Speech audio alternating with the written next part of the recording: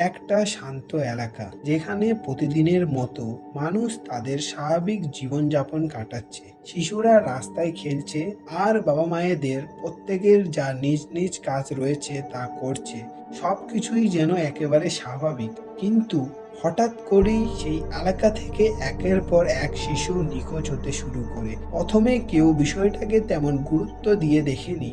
অনেকেই ভেবেছিল হয়তো তারা বাড়ি ছেড়ে চলে গেছে কোথাও, কিন্তু যত সময় যেতে লাগলো ততই বাড়তে লাগলো ভয় আর সন্দেহ। তারপর একদিন একটি বাড়ির পাশে নালার ভিতর থেকে এমন কিছু পাওয়া গেল যা পুরো দেশকে স্তব্ধ করে দিয়েছিল। সেখান থেকে বের হতে শুরু করলো মানুষের হাড়, খুলির টুকরো আর ছোট ছোট শিশুর দেহাবশেষ। মুহূর্তের মধ্যে সেই শান্ত এলাকায় পরিণত হলো ভারতের সবচেয়ে অপরাধ স্থল। 2005 থেকে 2006 সালের মধ্যে এই টানা 2 বছরে ভারতের নিঠারী এলাকায় ঘটে যাওয়া এই ঘটনাগুলি আজও মানুষের মনে ভয়ের ছাপ রেখে গেছে। কিভাবে এতগুলি শিশু হঠাৎ করে হারিয়ে গেল, কেন এতদিন কেউ সত্যটা বুঝতে পারেনি, আর তখনই পুলিশই বা কি করছিল, আজ আমরা সবই জানবো এই ভিডিওতে। নমস্কার, আমি পার্থ আর আপনারা দেখছেন পার্থ ক্রাইম ভল্টে। 2005 জুন, দিল্লির কাছে একটি শহর নয়ডা।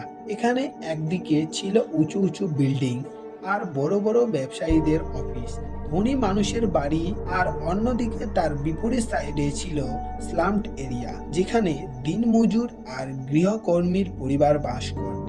এই শহরের একটি ছোট্ট এলাকা হলো নিঠারী। নিঠারী ছিল একটি অদ্ভুত বৈপরীত্যপূর্ণ জায়গা। এখানে ধনী আর গরিব মানুষের বসবাস ছিল একেবারে পাশাপাশি। একদিকে ছিল সেক্টর এলাকার বড় বড় বাড়ি, আর তার ঠিক বিপরীত পাশে ছিল টিনের ছাউনি দেওয়া ছোট ছোট ঘর, সরু গলির আর অল্প আলো ভরা বস্তি এলাকা। এই দুই জগতের মাঝখানে ছিল একটি সরু ও লম্বা ড্রেন, যা দুই ধরনের মানুষদের আলাদা করত। ড্রেনের এক পাশে ছিল ধনী মানুষের পাকা বাড়ি, আর তার অন্যদিকে অর্থাৎ বিপরীত সাইডে ছিল গরিব মানুষের ছোট ছোট ঘর, যেখানে প্রতিদিনের লড়াই ছিল বেঁচে থাকার জন্য। ধনী পরিবারের বাড়িতে যারা কাজ করত, গৃহকর্মী, মালি বা অন্যান্য শ্রমিক হিসেবে, তারা থাকতেন ওই ড্রেনের ওপারে বস্তিতে। প্রতিদিন সকালে তারা নালার পাশের সরু পথ ধরে ধনী মানুষদের বাড়িতে কাজ করতে যেতেন। তারা সন্ধ্যায় আবার ফিরে আসতেন নিজেদের ছোট্ট ঘরে।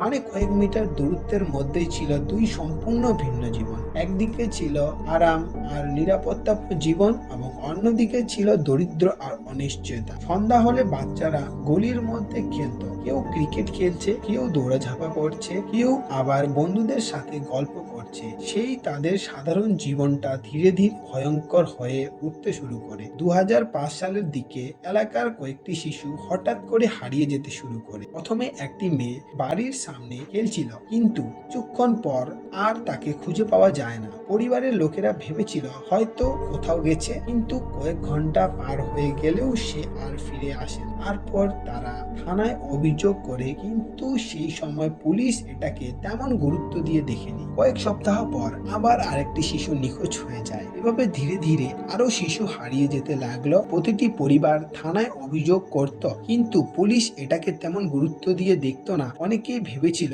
গরিব পরিবারের শিশু হয়তো কোথাও চলে গেছে, হয়তো বাড়ি ছেড়ে পালিয়ে গেছে, কিন্তু পরিবারের লোকগুলি জানতো তাদের সন্তান এমন নয়। দিন যেতে লাগলো আর নিখোঁজ শিশুর সংখ্যা বাড়তে থাকে। বস্তির এলাকার মানুষদের মধ্যে একটা অদ্ভুত ভয় ঢুকে পড়ে। তারা সন্ধ্যার পর আর শিশুদের বাইরে খেলতে দিত না। মায়েরা বারবার দরজা থেকে উঁকি মেরে দেখতো তাদের সন্তান ঠিক আছে তো। যখন পুলিশ তাদের এই বিষয়কে গুরুত্ব দেয়নি, এই হারিয়ে যাওয়া পরিবাররা তখন চারিদিকে পোস্টার লাগাতে শুরু করে। কেউ থানায় গিয়ে কাঁদতে কাঁদতে বলতো আমার বাচ্চাকে খুঁজে দিন, কিন্তু বেশিরভাগ সময়ই তাদের অভিযোগ দ্রুত তদন্তের পর্যায়ে যায়নি, কারণ তারা ছিল গরিব মানুষ। এই অবহেলাটাই পরে পুরো ঘটনার সবচেয়ে বড় প্রশ্ন দাঁড়ায়। তারপর একদিন হঠাৎ একটি কেস আসে। 2006 সালের দিকে নয়ডা নিঠারী গ্রামের পাশের বস্তিতে অনেক গরিব পরিবারের থাকতো। তাদের মধ্যে ছিল একটি ছোট্ট মেয়ে পায়েল। বয়স খুব বেশি না, কিশোরী বয়সের। তার পরিবার খুবই সাধারণ। বাবা দিনমজুরি কাজ করত, আর মা বাড়ির কাজকর্ম সামলাতেন। পায়েল ছিল খুব হাসি খুশি মেয়ে, বন্ধুদের সাথে খেলাধুলো করত।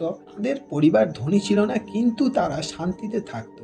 একদিন বিকেলে পায়েল বাড়ি থেকে বের হয়। কেউ বলে সে বাজারে যাচ্ছিল, কেউ বলে বন্ধুদের সাথে দেখা করতে বেরিয়েছিল। কিন্তু সেই দিনটার পর পায়েল আর বাড়িতে ফেরে না। প্রথমে তার পরিবার ভেবেছিল হয়তো কোথাও খেলতে গেছে, কিন্তু সন্ধ্যা পেরিয়ে রাত হয়ে যায়, তবুও পায়েলের কোনো খবর নেই। তার বাবা মা রাস্তায় বের হয়ে চারিদিকে তাকাচ্ছিলেন, হয়তো এখন তার সন্তান ফিরে এসেছে, কিন্তু পায়েল আর আসে না। পরের দিন থেকে শুরু হয় খোঁজাখুঁজি। পায়েলের বাবা মা পাশের বাড়ির লোকেদের জিজ্ঞাসা করেন কেউ কি পায়েলকে দেখেছে, কিন্তু কেউ বলতে পারে না। শেষে তারা পুলিশের কাছে গিয়ে মিসিং রিপোর্ট করে, কিন্তু সেই সময় দরিদ্র পরিবারদের অভিযোগ তেমন গুরুত্ব পায়নি। পায়েলের বাবা মা বারবার পুলিশকে বলছিল আমার মেয়েকে খুঁজে দিন, কিন্তু দিন কেটে যায়, পায়েলের কোনো খবর পাওয়া যায় না। নিঠারি এলাকায় তখন একটা অদ্ভুত কথা ছড়াতে শুরু করে, অনেক শিশু আর কিশোরী হঠাৎ করে হারিয়ে যাচ্ছে। এর সংখ্যা ছিল একজন নয়, দুজন নয়, বহুজন। পায়েল সেই হারিয়ে যাওয়া মেয়েদের মধ্যে একজন। তখন কেউ বুঝে উঠতে পারছিল না আসলে কি হচ্ছে।